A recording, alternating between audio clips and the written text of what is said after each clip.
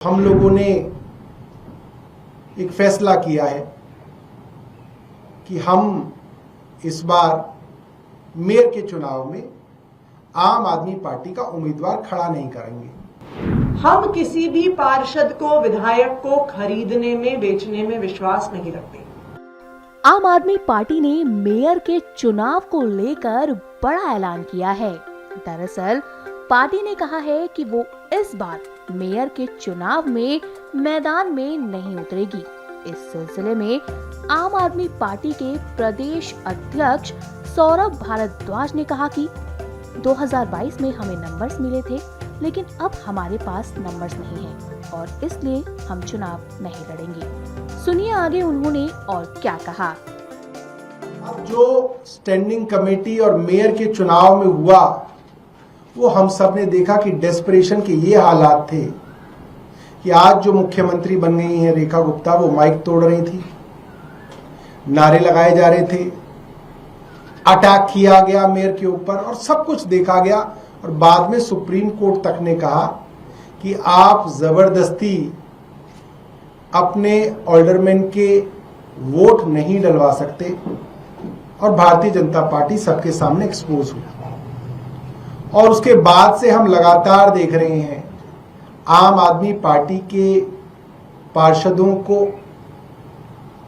किसी भी तरीके से साम दाम दंड भेद, डरा के, धमका के, लालच दे के भारतीय जनता पार्टी आम आदमी पार्टी के अंदर लाने की कोशिश में लगी हुई है। तो हम लोगों ने एक फैसला किया है कि हम इस बार मेयर के चुनाव में आम आदमी पार्टी का उम्मीदवार खड़ा नहीं करेंगे।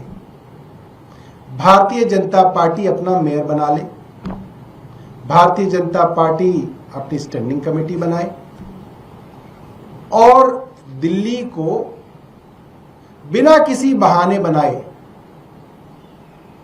4 इंजन की सरकार कह लें या इसको 3 इंजन की सरकार कह लें। 4 में कभी कभी इसलिए कहता हूं क्योंकि चौथा इंजन एलजी है जो कभी कभी चलता है, कभी कभी रुक जाता है, आजकल रुका हुआ है, मगर कुल मिला के 4 इंजन की इनकी सरकार जो है उसको ये चलाएं और दिल्ली वाले को दिखाएं। वहीं पूर्व सीएम आतिशी ने कहा कि इस वक्त तोड़फोड़ के बाद एमसीडी में बीजेपी की बहुमत है और हम तोड़फोड़ की राजनीति नहीं करते। सुनिए आगे उन्होंने और क्या कहा है।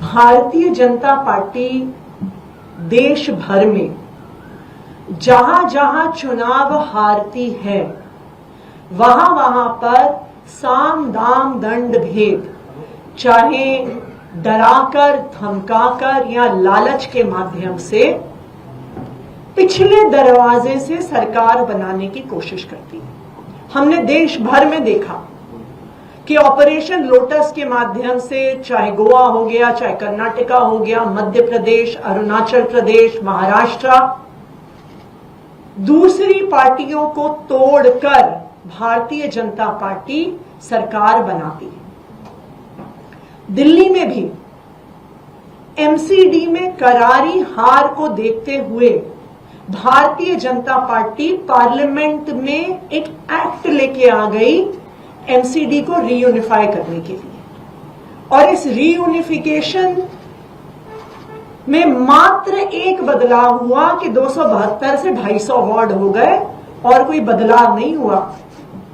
यह बदलाव हुआ कि चुनाव लेट हुए, यह बदलाव हुआ कि डिलिमिटेशन करके भारतीय जनता पार्टी के लिए वार्ड्स कार्व आउट किए गए और एमसीडी के चुनाव को गुजरात के चुनाव के साथ कराया गया, बिल्कुल उन्हीं तारीखों पे करवाया गया, क्योंकि आम आदमी पार्टी गुजरात में भी चुनाव लड़ रही थी और एमसीडी में भी चुनाव लड़ रही थी, तो आम आदमी पार्टी की ताकत को डाइवर्ट करने के लिए।